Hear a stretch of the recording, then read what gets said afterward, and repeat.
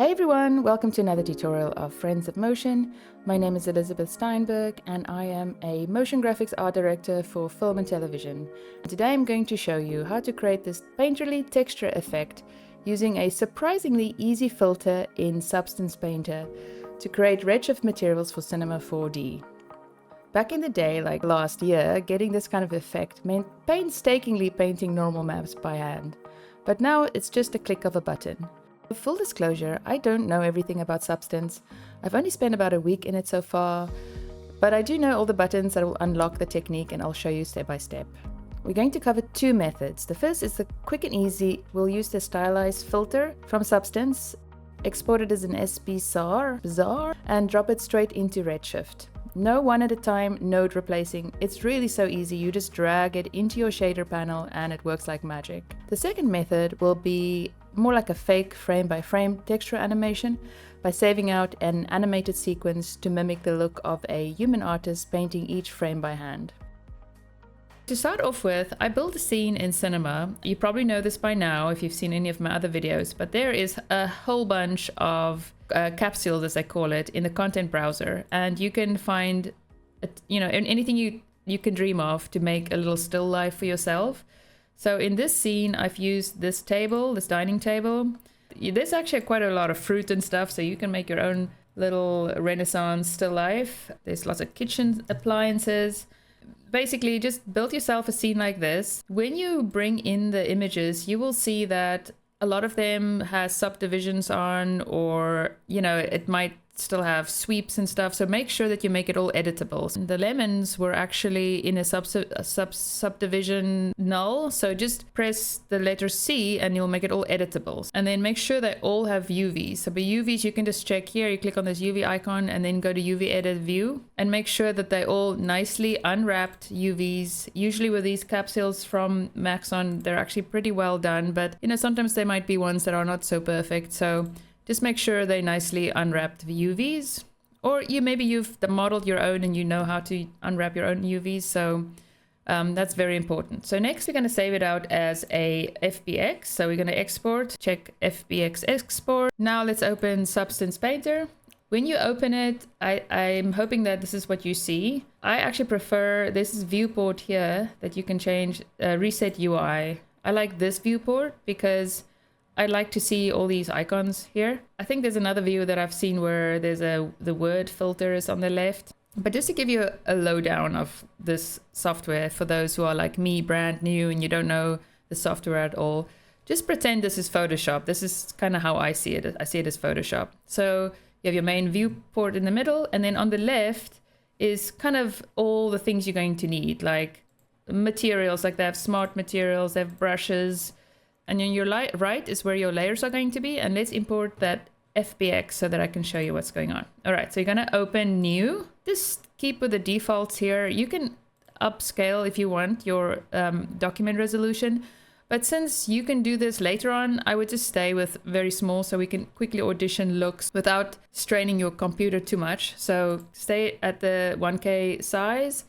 So I got this lemon still life. I'm going to open it and just say okay. And there you have your model just came in. So to navigate, I'm on a PC, Option and left mouse button. And then if your middle mouse button, you can zoom in and out. And I think it's middle mouse button and Option, you can kind of navigate. So just practice this move because you're going to need this a lot. But yeah, so on the right is your UV maps and you can find all the types of materials here.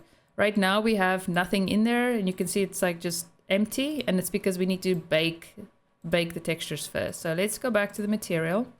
I'm just going to put it back here on 3D mode only, just because I like just to see what I'm getting. And then also just as you know, lighting is so important in anything 3D. Your lighting setup is here and it comes with a default panorama, and you can pick different lights if you want. You can also rotate the HDRI because as you texturing, you would like to look at the rim light and change the light so you can see how the specularity is changing as you design. But the shortcut for this is actually just pressing Shift and right click. And then you can kind of just do it by yourself as you work. So just You're going to see me doing this quite a lot. So just remember Shift and right click. So I would say if you don't know this program, just play around with the navigation for a few minutes just so you can kind of get used to. I feel like it feels to me like cinema, but now I've completely forgot what's the shortcut in cinema. I think once you're in it and you get it, it will just come second nature. All right, so now, first of all, this property panel, I'm just going to take it out because it is quite distracting. It's very big and it's a lot. So let's just close that for now, just so we can concentrate on just this section here.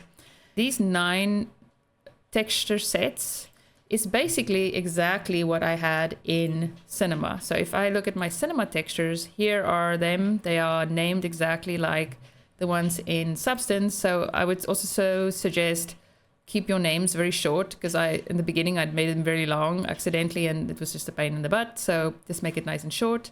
So each of them correspond with the geometry that they are assigned to. If you click on the texture set settings, so basically if you click on bottle, this is bottle settings. If you click on knife, this is knife settings, and so on and so on. You can use, it's basically like the attributes of the material, but you will see the mesh maps are empty. And that's just the first thing we're going to do, that we need to bake the mesh maps. So let's bake it. You can either press this button here, or I just like to press this other button because it's a cute croissant. So I'm going to click on that, and it's going to open up a window that is sort of the baking window. And again, I don't really do much here. I just say yes. But if you want to be specific, you can switch things on and off here, the kind of bakes you want that you don't need. I honestly don't think you need most of them, but I just do it because I'm worried I might need them. So just keep it all as is. If you have a good computer, maybe you can go up in the resolution, but I like just to keep it small because I know I can up res it later on. So then you just press bake here and you start baking. And you can go make a cup of coffee because this might take a bit of time. It's going to do 6 times 9 because was it 6 or 8 times 9 maps for each of the texture maps. So it's taking a bit of time. And now we're back, and you will see that your model is maybe looks a little bit better because now you have a bit of shadowing. It looks like AO pass. It just looks like it's now ready to be painted on. Now, one thing at this point, if you have any artifacts lying around, or I've had some lines going through my lemon, then there is something wrong with your UV map, and it's probably the part that you did wrong in Cinema and when you've saved it out as an FBX. So I would totally recommend, if you see anything wrong here, it's going to be wrong when you start painting. So just make sure everything looks nice and clean. And if it doesn't, try to re-import it, or just try to fix your UVs, because this is sort of important that you have a clean beginning. So I'm going to go return to painting mode. So it's going to close this panel and it's going to go back to painting. And now if you click on these bottles and labels and stuff, you'll see that there's going to be textures here that were just baked. And now you're kind of set to start. So this is my texture settings. If I look at the layers, this is the layers of each of these texture sets. So by default, they all have a layer 1. And from what I understand is you don't really need it. So I'm just going to delete. I'm going to start with the bottle. So I'm going to delete the bottle, and I'm going to add a fill, just a plain fill, and double click. Actually, let's get back our properties, property fill, that window I closed before. The fill is now, this is the properties of the fill. And I'm going to make sure that all these are checked. The color, the metal, the normal maps, and the height. And then I'm going to pick a color palette that goes with my idea. And I'm picking this navy. I already made a color palette. This is a good moment to talk about color combos. They really matter more than you think. Before I start texturing, I like to get a rough sense of the vibe. I usually hop onto Pinterest and search something like a color combo that go with yellow or orange or whatever the main color is. Then I pull a few images into a quick Google slide mood board, nothing fancy, just a loose visual guide. It really helps cut down the overwhelm from all the choices so you're not stuck spinning the color wheel. So right now I'm gonna just go to each one and add a fill, delete the layer, add a fill, change the color. I'm gonna fast forward it so that you don't need to watch me adding these fills. Add the fill, change the color, this is knife handle, I want this to be dark. Then the label, lemons, delete the layer, make this. Make sure you add all these. Actually, you can just basically copy and paste, and just make sure they're all selected. Okay, so now we're ready for the magic stylization filter. And the stylization filter you can find in here in filters. And you can, it's here at the bottom, but you can also just type in stylization and this icon here.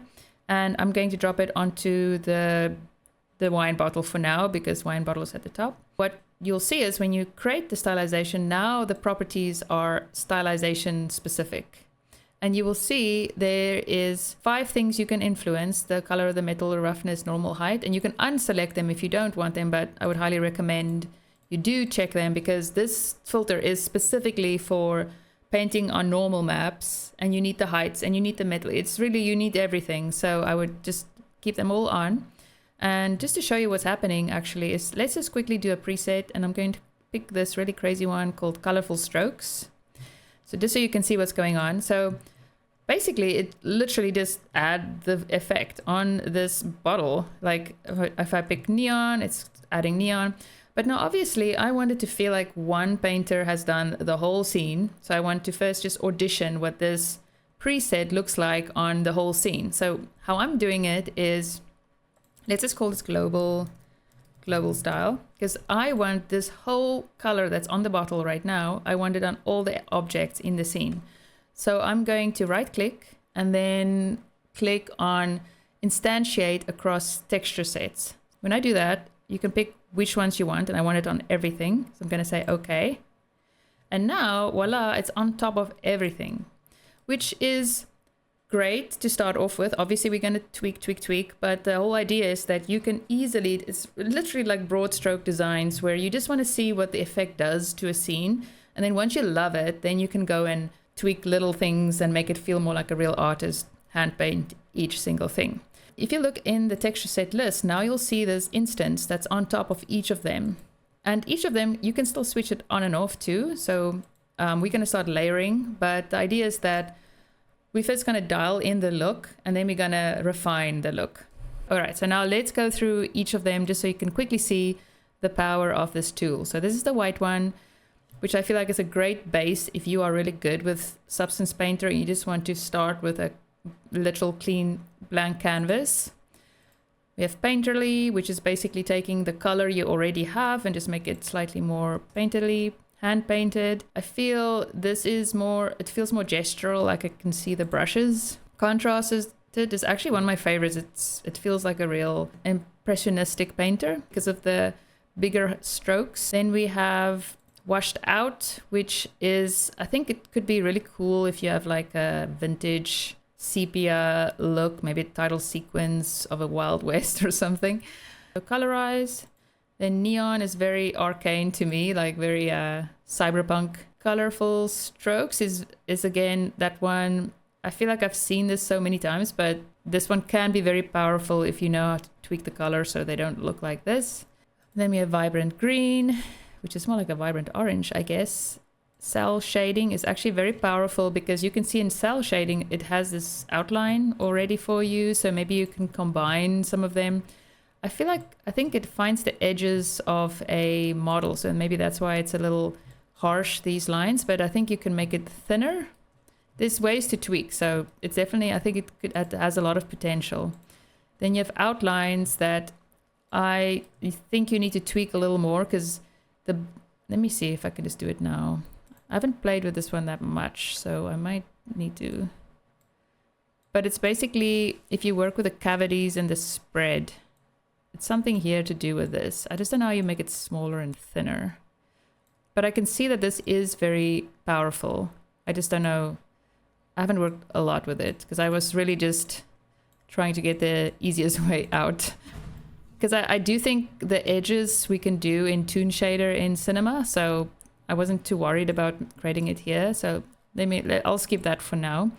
So let me keep going. So we have the semi-realistic, a little boring, dusty.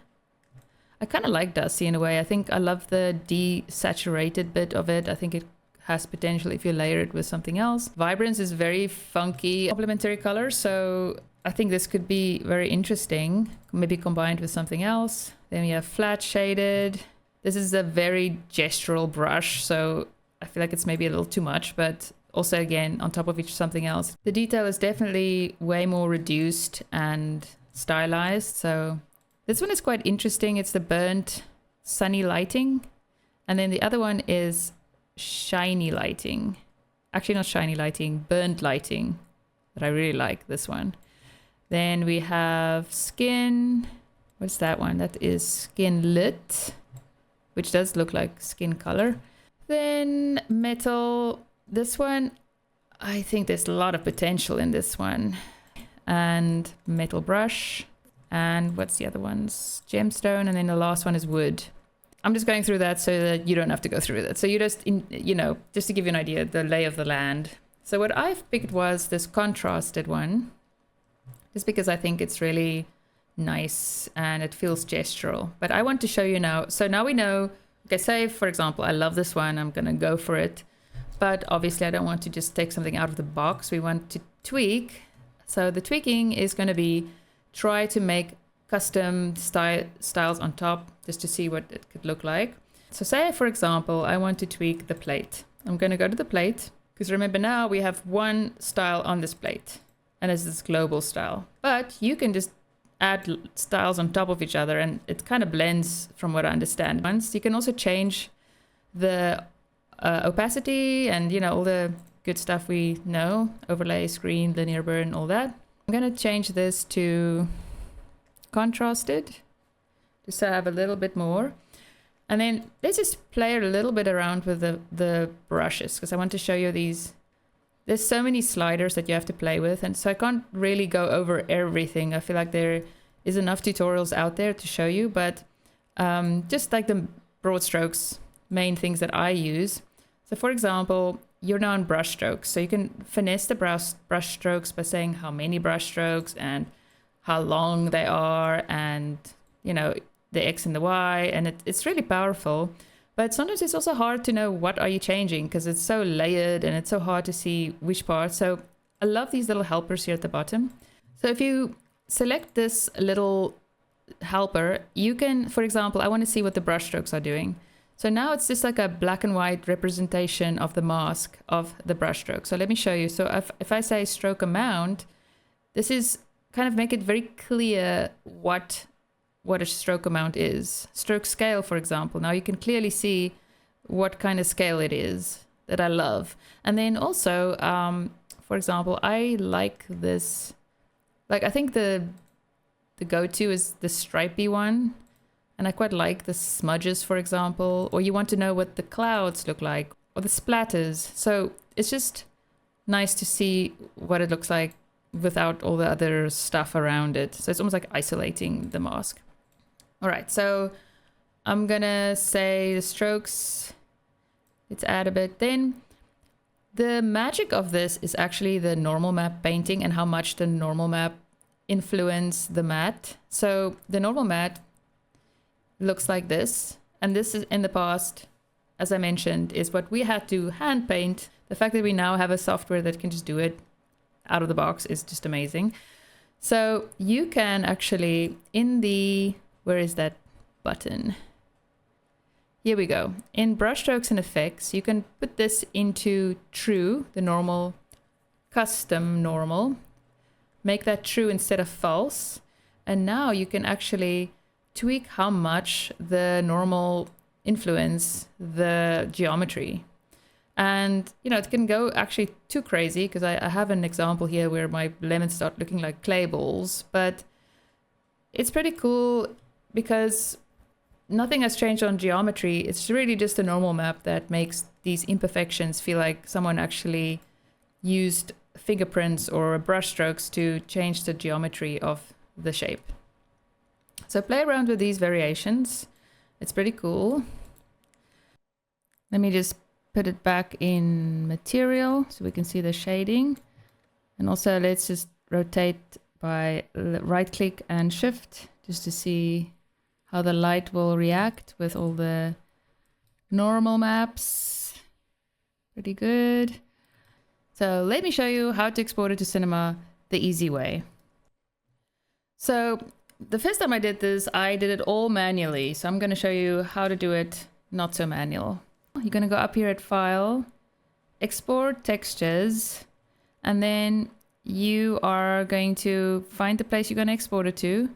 You will select the Redshift preset, because I'm doing it in Redshift, but obviously you're in a different software. You're going to pick the software you would like to work in. I'm going to do Redshift. Then I'm going to say, scroll down all the way to this extension, sbsar. And this, oh my goodness, it saves so much time, because in the past, I actually saved them out as PNGs individually, and then I had to plug them all into Redshift in Cinema, and it is a pain in the butt. So I'm so happy about this little plugin that is just amazing. So you're going to, now that said, I think everything else was just set. Oh, what you can do is, I'm going to save it out as 2K, but you can save it whatever you think your computer can handle. I think 2K should be fine for now. And then, since this is Redshift template, you're going to go to these output templates and just make sure everything looks hunky-dory in the Redshift material setting. You'll see there's some tokens that it will automate what it's going to be named, and you can change this, but this is how it will be exported. It will tell you here the name and underscore and what. So very easy. And you just press export and it will start exporting, and I'll see you over in Cinema. sbsars are here. So it's just a file, and I'm actually surprised how easy this is. I'm just select them all and just drag them into my Redshift materials like that. I think I might ask if I want to copy the textures, and I should probably just say no. All right, so now they're busy loading. And if you double click on it, you'll see that there's now this nifty Substance 3D material thing. I guess it's calling the API of Substance and then do the magic somewhere in the cloud, or I don't know where it does it, but, or maybe it's in the background, but it's basically, you don't need to plug anything in. It's done for you. So that is so easy. And I'm going to start with, say, the bottle. And it's going to quickly replace this. So bottle, a quick way to replace, if you don't know this, I'm going to click on, where's my bottle? Bottle. Then let me just move this out of the way. Bottle, right click, select material tags. Going to find the bottle, and then you just replace this bottle with this bottle. Actually, let me also open my Redshift render so we can have instant satisfaction. Let me just explain the scene so you know how I got the lights. It's a very simple scene. It's literally just two lights. One is a little blue, one is a little warmer. Then this one, the little one on the side, is this spread is just very low. So if you look at my spread here in options, you can go to the spread here in shape, and you'll see that it's like a 0. So it's just a very harsh shadow, so it feels like a fake gobo. It's really, everything is just very fake in this scene. But it will just give you an idea. Because we don't really try to be 3D here. We just really want super simple 2D looking 3D elements. Alright, so this is how I exported it. But now I'm going to replace all my textures with the... Let me just remove this thing. Alright, so now let me just keep replacing things. I'm going to... select the lemon, right click, select material tags, drag that in here. So both of these are replaced. Ooh, it's already doing something. Then I'm going to select the... So I'm just going to quickly do this. I might fast forward this, but I'll speak over while I'm doing it. I'm going to... In the table, right click, select tags, find the table, drag, then the napkin, select table, select materials, tags, yeah, napkin, replace napkin, then the knife blade, select tags, knife blade, replace knife blade, knife handle, right click, tags. Okay, so I've replaced them all, and now to test that I did, I'm just going to go edit, delete unused, and then only the ones that I brought in from Substance should be there. Okay, so it looks a bit dark, and I do think it's also the color space that's not right, but I'm just going to add a little bit of the brightness on the HDRI. Actually, this HDRI, I'm lying, this HDRI doesn't even have an image on it. I think it's just a white. It's very... unorthodox, I have to be honest. But I kind of use it just as a fill. I guess if you want true 3D, let's just get an HDRI that is maybe better. I wonder if they have a panorama. Let's just see what this looks like. Something that feels like the same HDRI that they have in the scene, but I don't think this is it. But let's switch this one off and see if this one makes it feel a little less flat. Yeah, that's kind of nice. Okay, one thing I have to say is these lemons are very green. It's almost like a lime. So I'm gonna quickly show you how to tweak it just here. You can go back to, you know, substance and make it more yellow, but let's just do it straight in here. I'm going to go to my lemons. I'm just gonna double click in this middle X section and go for color correct. And then you just drag it, color correct this one. Just drag it until it makes this yellow highlight, and then it will kind of snap between the two.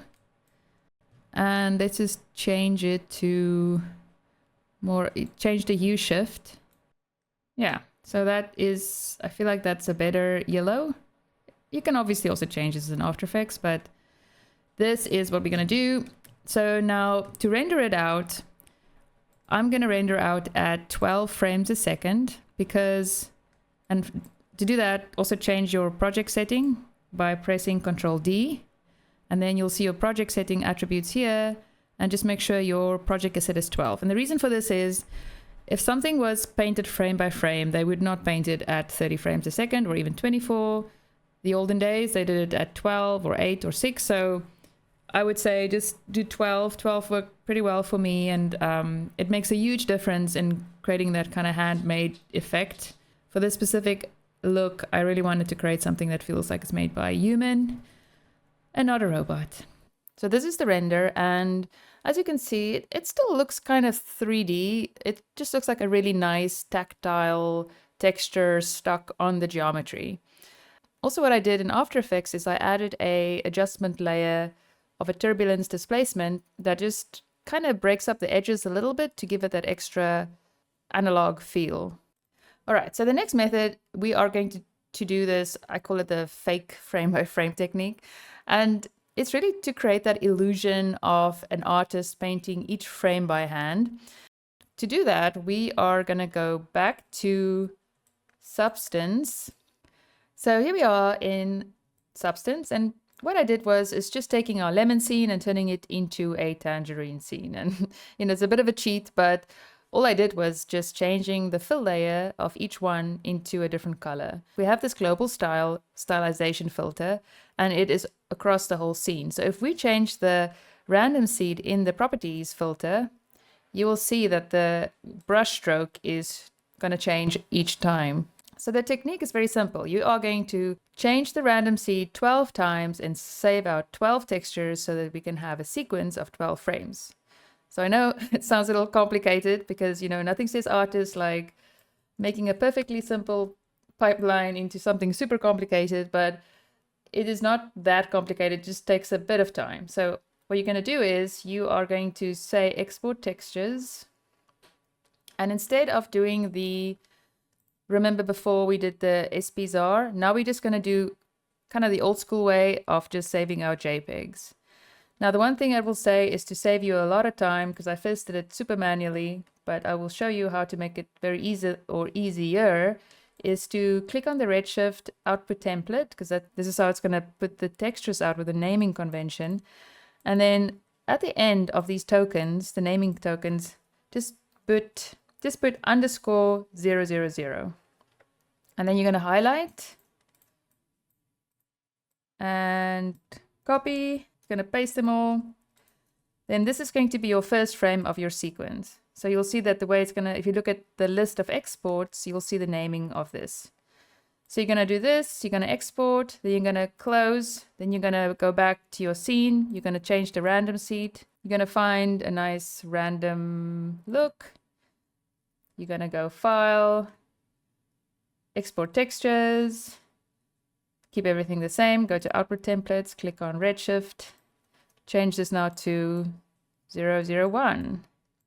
And I think you know where we're going with this. You're going to do this 12 times until you have a sequence that looks like this. And I know there's a lot of files we're not going to use, but I just didn't want to uncheck them in case we need them. But it's basically going to look like this. You're going to have a 0 to 12 because we're doing 12 frames a second, and each frame is going to be different. Do yourself a favor and make folders for each texture set and organize your files so you have some quality of life. Okay, woohoo, we are in the last stretch of this tutorial. If you're still here, then you are an artist close to my heart because, yes, nobody asked for this, but we are doing it anyways. We are now going to replace our frame-by-frame sequence with our sbsars that we've created previously. And I'm using these sbsars just because, you know, it's already built, so we can just replace it with, you know, the old school method of just adding textures manually. So I'm going to start with replacing the lemons first because I feel that will immediately look like tangerines. Going to the node editor, click here in the middle, double click, type in texture, and then plug this into the color instead of the replace the substance node. Now in texture, you're going to find the path where you just saved your tangerines. And here's mine, and I'm going to pick the first lemon color, this one here, 000, and say open. And then, very important, in your animation tab, you're going to say animation, you're going to loop, and you will say it is 12 frames a second, and you're going to press this button, detect files, and it will find the 12 frames. If it doesn't detect 12, it only detects 6 or 7, it means you skipped something or you're missing something, so go back and make sure you have everything. Then another important, oh, there is already, it is, oh, that looks really nice actually with this color combo too. One thing that you have to change in the texture is make sure that the color is very important, the color space, and it should be on auto, sRGB. Now, I hate color space situations. I almost get PTSD just even clicking on this, but from what I understand is Substance doesn't have the same color space, and each of these are going to be a little different. So it's not, you can't just put it on auto for all of them. We're going to put it on raw for the rest. So let me show you how that works. I'm going to need the roughness because it tells me here that it needs a roughness bar. So I'm just going to duplicate this by shift control and drag, and it will duplicate. And I'm going to plug that into roughness. Let me make it even bigger so you can see what's going on.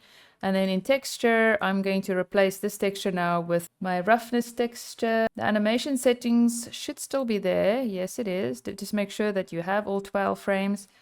Now this color one, I've heard this should be on raw, RAW. I'm going to do the normal map, Control Shift, replace the input. This one I need the normal map, so I'm going to select frames, make sure it's an animation, detect file, detect frames, and the normal map needs to be raw as well. Yep, it's raw. Okay, just real quick on the displacement. We are not going to replace the displacement. It's actually not going to have an influence because for this displacement to work, you're going to need a Redshift render tag, and that to get that, you're going to right click and go to render tags and get it there. But I think for this specific tutorial, because this tutorial is already very long, I decided not to go there. But I do think this displacement could be very powerful just to create an extra layer of imperfections. Because for example, I feel like this plate is pretty round. If this was a real artist, there would be some wobbliness in the lines. So I think the displacement could be very nice, but you can also just use a displacer, which is this one here, and put it under your plate and maybe add a noise to make it a little bit more wobbly, as I said. All right, so now you are going to replace each of these with the new textures, animated textures you've made. And when you're done, you are going to have an animation like this. But you know, you can tweak until the cows come home. Here's another version of added a little more imperfection by adding displacers under each of the geometry pieces. And in displacer, I just have a shading, a noise shading. The noise is 1%, very tiny, animation speed 5. displacement size is also very tiny. It's 0.2. You'll see if I crank this up, it's going to look very crazy.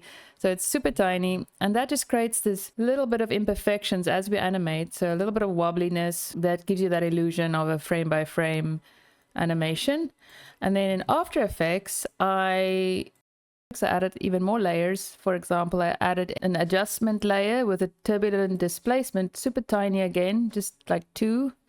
If it's too high, it's going to be super big. So it's just a tiny bit of displacement so that it feels like it's sort of bleeding onto the paper. And speaking of paper, I also have this paper animate as well, like frame by frame, maybe add some extra paint effects or paper stains or something that makes it feel like someone did some paper painting.